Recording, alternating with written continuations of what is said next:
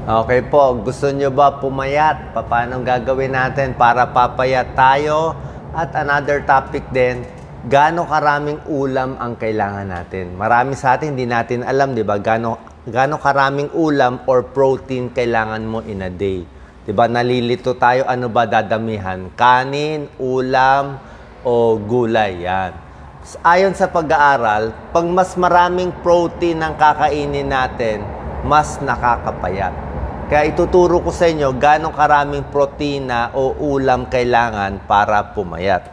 At hindi rin dapat na masosobra. Huwag sobra konti, huwag sobra dami. Sa mga kababayan natin, kadalasan sobrang kulang tayo sa protein. Papakita ko sa inyo gaano karami kailangan in a day ng lalaki at babae. Kasi pag kulang tayo sa ulam, puro kanin na lang, konting-konti ang ulam, hindi lalakas. Hihina ang muscle, 'di ba? Mamumutla. At actually, lalo pa nga tumataba pag puro kanin at tinapay. So, more protein. Ayaw rin naman natin yung sobra sa protein. May ibang tao, puro protein na lang kinakain. Wala nang kanin. So, pag totally protein naman, ayaw din natin. Binabantayan din natin yung kidneys, lalo na kung may diferensya sa kidney. So, may pro and con, tuturo ko sa inyo yung tamang amount. Anyway, ang recommended na protein per day, mga ganyan. 50 grams to 70 grams in a day. I-explain ko mamaya gaano karami, ano yung sukat ng 50 grams or 70 grams. Sa babae, pwedeng mga 50 grams lang in a day. Siguro baka 100 pounds lang yung lalaki. Depende sa size. Pero sa lalaki na mga 160 pounds na lalaki or more, kailangan nyo mga 70 grams ng protein. Mga ganong karami. Yun po yung sapat na dami. Tama-tama lang. Maraming benefits ang protein. Pampalakas ng muscle, para sa buto, para sa muscle yan, mga hormones, metabolism, for energy. Maganda siya. Laman siya kasi, di ba? Lalo na pag tumatanda. Ito yung mga sources ng protein ito. Pag maraming protein, mas mabilis maghilom kung may sugat. Ayan, no? Kung merong mga sakit, mas mabilis gumaling. Pati hormones natin, digestive system, kailangan din ng protein para gumana. Ito yung mga sources ng protein na pwede. Ayan, no? Karne. Pwedeng baboy, pwedeng baka, pwedeng isda. Locally, pwede itlog. Murang itlog. Pero hindi naman pwede, syempre, sobra daming itlog. So, mga 1 to 2 eggs in a day lang. Pwede rin munggo. Mura ang munggo. Okay, munggo, nuts, yan, mga seeds, protein din yan. Gulay, may protein din ang gulay. Ang gulay. Ayan, so, pag dadamihan mo yung protina mo, kumpara doon sa kanin, so tama lang yung kanin nyo, 1 cup na lang, tapos mas marami yung ulam nyo konti, nakakatulong siya magpapayat kasi bibilis ang metabolic rate mo. Mas bibilis yung galaw ng katawan. At hindi ka magugutom. Mas hindi ka gutom. Subukan nyo yan. Subukan nyo sa gabi, kumain kayo ng 2 platong kanin at konting ulam. Madaling araw, gutom na kayo at tataba pa kayo. Pero pag kumain kayo sa gabi, let's say, ng 2-piece chicken, 2 pirasong manok, wag lang laging prito, let's say, nilagang manok, 2 piraso, ng manok, pati chicken breast, tapos konti lang kanin mo, magugulat kayo, mas hindi ka gugutumin. Kasi solid to eh. Ang protein talaga solid, mas gusto ng katawan natin. Hindi katulad ng kanin, tinapay, mabilis lang eh, tataas lang blood sugar mo, bababa lang ulit. Hindi rin maganda. So, more protein, weight loss, so namamayat sila. Kaya yung high protein diet, nakakapayat talaga siya. Ayan, nakakapayat eh. More muscle, okay? Lalo na sa matatanda. Kaya nga yung mga may edad, lumalawlaw na to kasi nga nawawala yung muscle. Ang mabilis mawala ng muscle, yung hita natin. Kaya pag medyo matanda na, hindi na sila makalakad, unstable na, nababawasan na yung muscle natin. Age 50 and above, papayat na ng papayat kasi nga, kailangan na nila more protein. Hindi nila alam kulang na ulam nila. Kaya sa mga nakikinig sa atin, sa mga magulang, lolo, lola, para lumakas sila, more protein. Pag buntis, kailangan mas marami ding protein. Mga 70 grams of protein. Ayan, oh. Yan ang requirement, oh. Yan. So, maraming benefits ang protein. Tulad na sinabi ko, digestion, muscle, bawas gutom, pampapayat. Yan. Kahit sa diabetes, okay din. Huwag lang matatabang protein ang piliin. Pwede naman puro monggo, puro tokwa. Protein din yun, eh. O gatas, protein din yun. Yogurt, protein din. Ano, immune system, pati yung biglang taas ng blood sugar, nakokontrol din. Yung mga atleta, kita mo yung mga athlete, talagang puro protein sila eh. Yung mga bodybuilder, puro protein, di ba? Pero pag mga senior o above 50 years old, kailangan din more protein. Mas matanda, para hindi lumitang muscle, pati buto, para lumakas ang buto. Ano naman ang sinasabi ko na huwag sobrang protein pag may kidney problem? Ngayon, kung may kidney problem ka na, let's say mataas ang creatinine, o may high blood, may diabetes, nakita na may tama na yung kidneys, na meron ka ng kidney disease, yun ang binabawasan ng protein. Kasi, pero, 99% naman ng tao walang kidney problem. So, kung wala kang kidney problem, okay tayo sa 50 grams to 70 grams of protein in a day.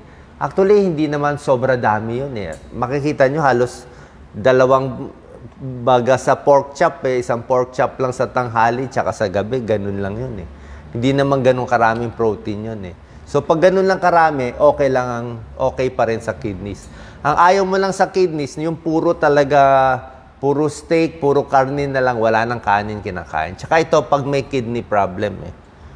Oo. Pero kung wala kang kidney problem, you need more protein. Yan, oh.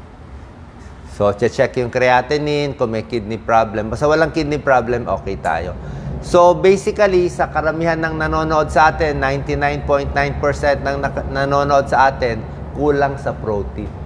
Lalo na dito sa Pilipinas kasi mahal ang baboy, mahal ang baka, mahal ang isda, di ba? Kaya tinitipid natin yung ulam eh. Pero, paano mo paparamihan ang protein mo? More tokwa, more tofu, pwede yan.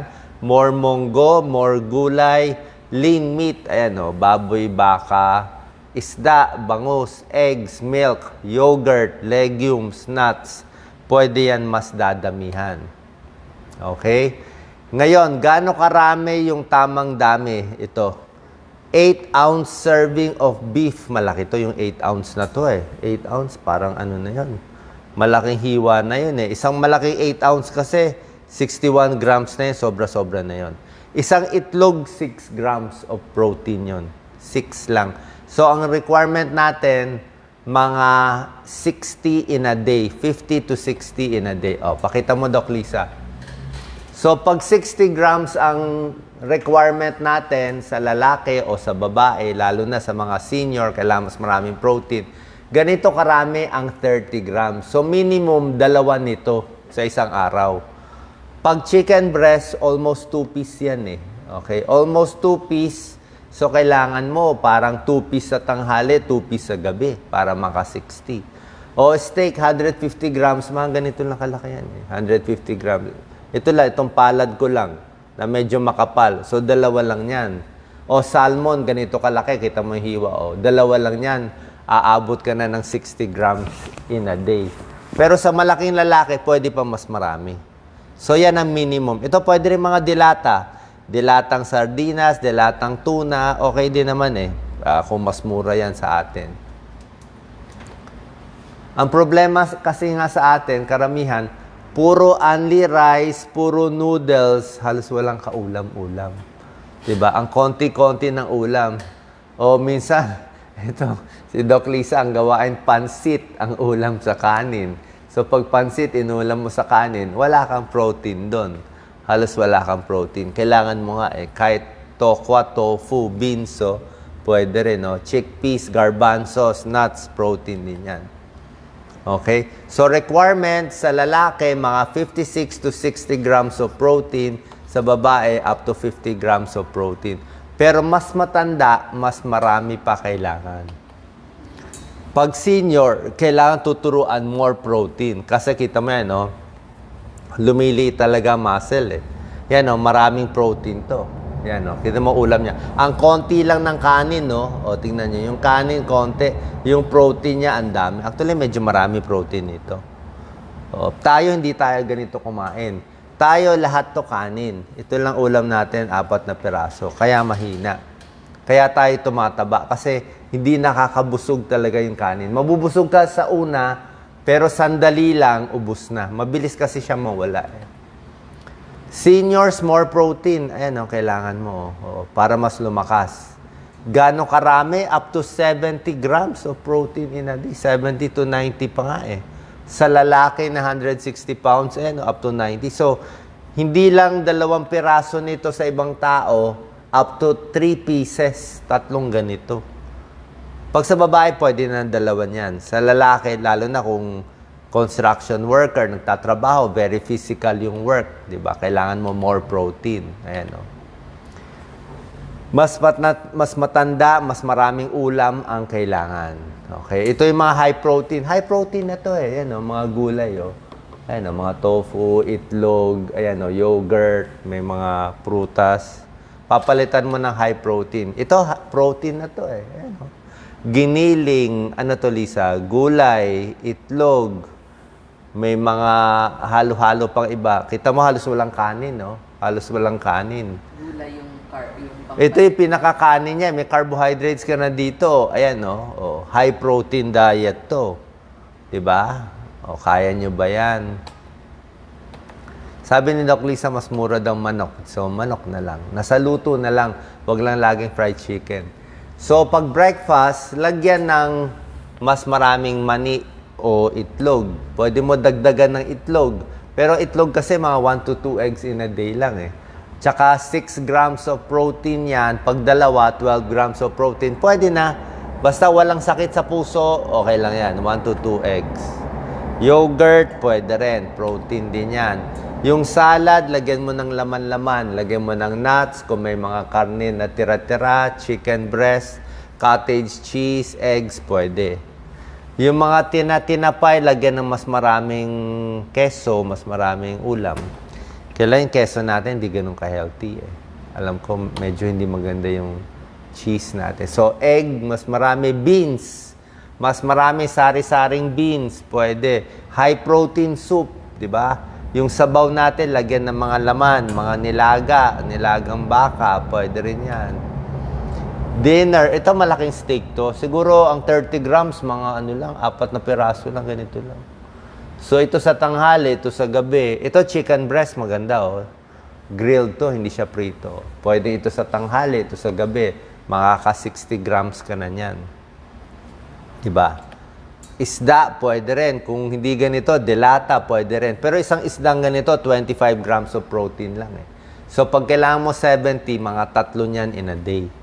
Okay, so pag sa senior, mahina, may sakit, a little more protein. Hindi pa rin naman sobra yan eh. Kasi kakain ka pa rin naman ng kanin at ibang ulam mo. List of high protein foods: chicken, fish, garbanzos, avocado, oatmeal, itlog, gatas, at yogurt. Yan. Tingnan niyo yung mga sample natin. Ano ba to, Doc Lisa? Mga beef to eh. Di ba? I think this is beef. Ito mechado. Kita nyo, walang kanin siya. Oh. Wala siyang kanin. Oh. High protein. Yan, no? Andito na yung carbohydrates mo, eh. May carbo ka na dito. Kita mo to, ah. Itong pinakita niya, 40% carbohydrates pa rin naman to, eh. Ito, mga set meal to. Ito, carbohydrates na to, eh. Itong gulay may carbohydrate. Pero, may 30% protein na yan. Ayan, no? May 30% protein na yan. So, 40% carbo, 30% protein, 30% fat. Pwede na yan. Mataas na yan protein. So, pag sinabi ko itaas, hanggang ganyan lang yan. 20 to 30%.